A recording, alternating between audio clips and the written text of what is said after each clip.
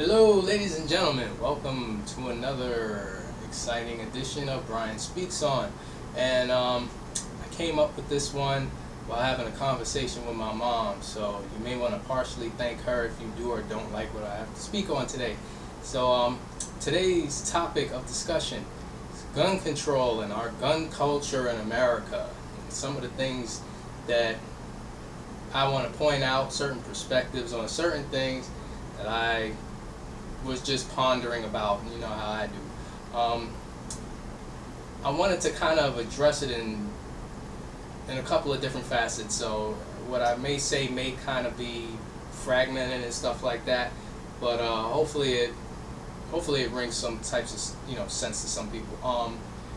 Just wanted to talk about the culture in general as how it affects people's philosophy on what America needs as far as gun control, or as far as gun ownership and the ability to have a gun and possess one and stuff like that. Now, everybody has varying degrees on whether it's something that should even be allowed. Some people feel like everybody and their mother should be able to possess a gun. Everybody should be able to have the right, the constitutional right, to bear arms against the government.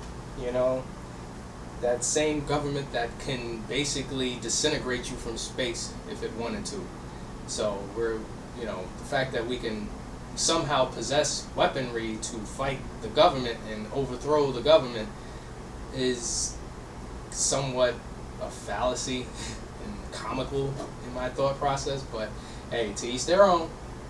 If it makes you feel safer to have a gun, I guess that's the way that the game is played here, so regardless of my personal feelings towards whether those people should be able to have a gun, which I believe they don't, because I don't believe most people are qualified to possess such stuff.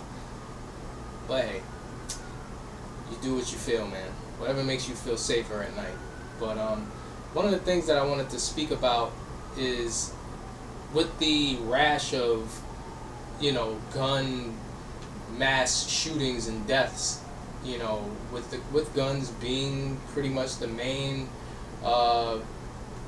usage of instrument to execute these things. A lot of people are basically of the sentiment that more guns is the answer to fight those with guns who have all these crazy ideas on what to do with their guns. So my thoughts to that are, okay, so you wanna fight a fire with more fire. A building is on fire, so your thought process is, okay, well, since fire was set forth to the building, we should just use more fire to put the fire out, because that's the answer. More fire instead of water. But again, you're free to feel how you feel.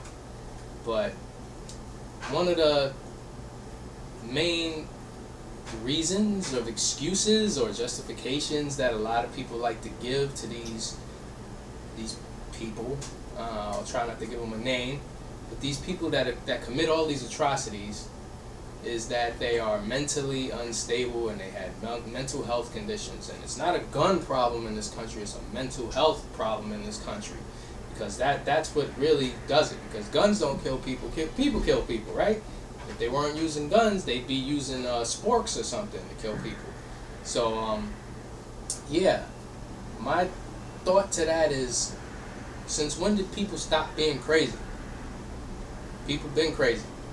And actually, when you think about it, the rash of mass violent shootings didn't exist back in the days when there were less adequate medications for people who had mental health problems, when mental health wasn't really treated or provided for people with mental health issues nearly as well as they are today. And getting a gun was about just as easy as rolling up in the store and buying a bag of Doritos back in the day. So why didn't we not have this problem back then, even worse than it is now? Because again, people didn't stop being crazy, and technically we were supposed to be thousands of miles ahead medicinally speaking than we were back then in treating mental health disorders. So, yeah, it's the mentally impaired that are like tearing this country to the ground. They're the ones that are, killing everybody. But yet you want everybody to have the ability and the constitutional right to get a gun. Isn't that kind of contradictory? I mean, yeah. So, I have come up with a couple of thoughts as it applies to the NRA and the gun industry itself. This is for black people. Again, I'm going off on a kind of a separate tangent. But this is for all the black people that speak about, getting shot in the streets unfairly and unjustly and stuff like that. And I definitely see the validity in those points. Most definitely.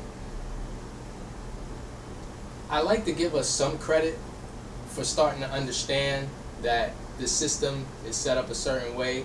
And I'm starting to give us some credit about understanding that we got to stop playing checkers when they're playing chess. The system itself is a game of chess, and we got to stop playing checkers. And in some ways, we have started to understand that, and I'm loving that. But we need to get a little bit faster in our picking up the game and learning how to play it the right way.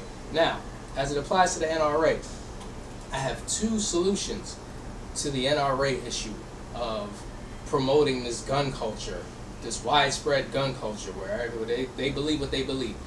If two things were to happen, I think there would be a complete change in the systematic application of gun laws and such.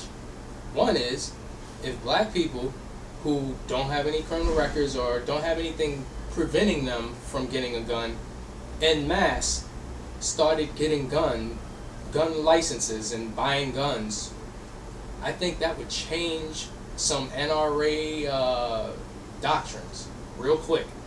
I think they'd be like looking at their policies real fast. If black people, like I said, as a unified front, started buying guns. Now, I'm not saying that to provoke violence with the use of those guns, because that's not the point, right? It's supposed to be for our protection, because that's our constitutional right, to bear arms, to protect ourselves, to protect our property and our kids from the bad people with guns.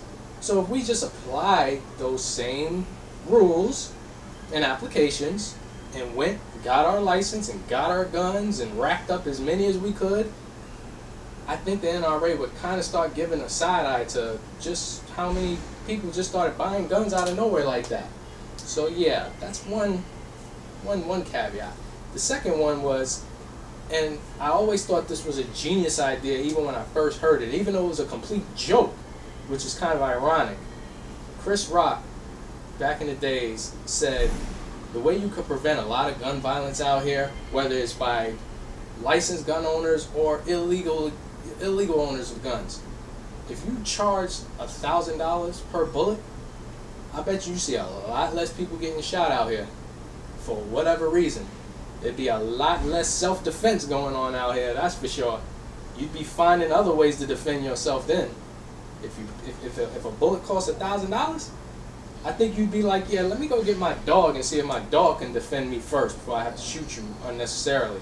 Or, in the case of an illegal gun owner, I think, yeah, if somebody was to step on my Jordans the wrong way, I think I'd kind of like might want to just go get me a baby wipe and rub that off before I shot the person that stepped on my Jordans the wrong way. Because $1,000 a bullet, man. I'm just saying, it's kind of expensive to be killing you. Now I done lost $1,000. I can't get that $1,000 back. So, yeah, I think those would be two methods of gun control right there. That, I think that would make a world of a difference. If you agree or don't agree, I would definitely like to hear which one and why so. Because that's what this is all about. This is all about dialogue. This is all about talking about stuff. So this is me speaking on something. I want to hear y'all speak on it as well. You tell me what you think. You tell me whatever you want. It's whatever. It's a free country, right? So to everybody out there, bless you all, and I'll see you out there. All right, later.